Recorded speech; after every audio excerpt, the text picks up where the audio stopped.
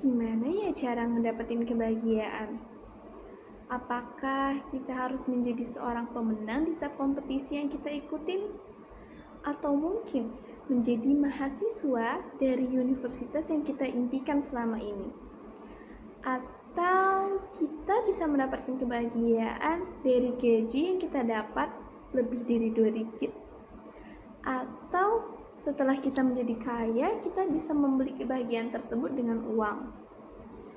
Nah, di video kali ini, Naura akan membagikan hal-hal menarik dari buku yang sudah Naura baca, yang menyadarkan bahwa kebahagiaan itu tidak hanya didapat dari hal besar yang terjadi di kehidupan kita, tetapi hal yang kita anggap sepele pun bisa membuat kita bahagia. Semakin penasaran, Naura tunjukin cuplikan sedikit dari buku ini.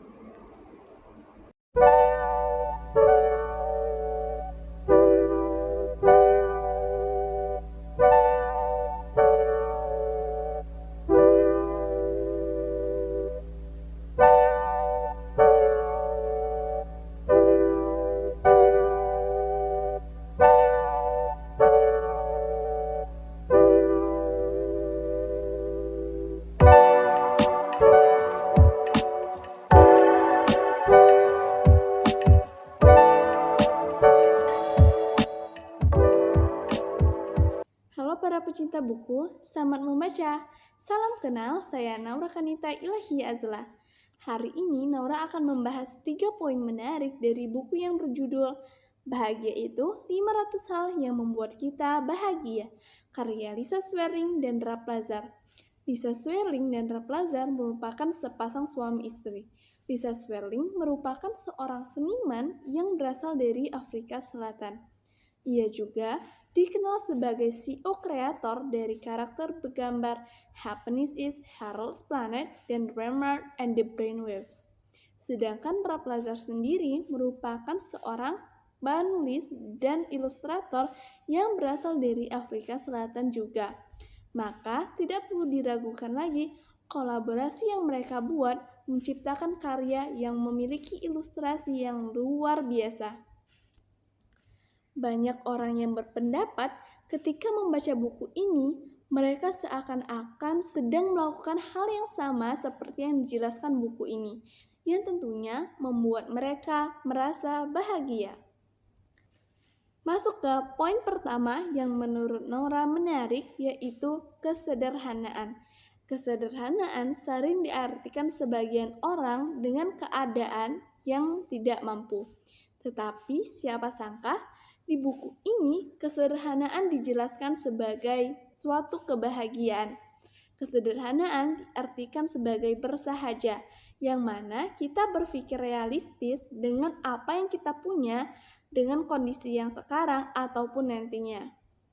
Poin kedua yang menurut Nora menarik yaitu kebersamaan. Ya, tentu saja kebersamaan yang kita buat dengan keluarga, dengan teman, dengan orang yang baru kita kenal membuat kita sangat merasa bahagia. Kebersamaan ini dapat kita isi dengan bergurau bersama, makan bersama, ataupun berbagi cerita bersama. Sungguh membuat kita merasa bahagia. Masuk ke poin ketiga yang menurut Nomor sangat menarik, yaitu mengikhlaskan hal yang membuatmu sedih. Ketika kita gagal dalam sesuatu ataupun kita kehilangan seseorang, sungguh membuat kita merasa sedih. Tetapi, siapa sangka di dalam buku ini menjelaskan ketika kita mengikhlaskan, kita dapat menemukan kebahagiaan yang baru. Kebahagiaan yang tidak akan membuat kita merasa sedih. Membaca buku ini tuh mengingatkan Nora bahwa kebahagiaan tidak hanya kita dapat dari hal yang besar yang terjadi di kehidupan kita, tetapi hal kecil pun yang kita anggap sepele dapat membuat kita bahagia. Jika teman-teman suka membaca buku dengan banyak gambar di dalamnya, maka buku ini sangat cocok bagi teman-teman. Ataupun teman-teman punya hal menarik lainnya dari buku ini, teman-teman bisa bagi di kolom komentar. Sebelum Naura tutup video ini, Naura punya kata mutiara yang Naura kutip dari Owen Meredith. Kuasailah semua buku, maka jangan sampai buku menguasaimu. Membacalah untuk hidup, bukan hidup untuk membaca. Sekian dari Naura, dan selamat membaca.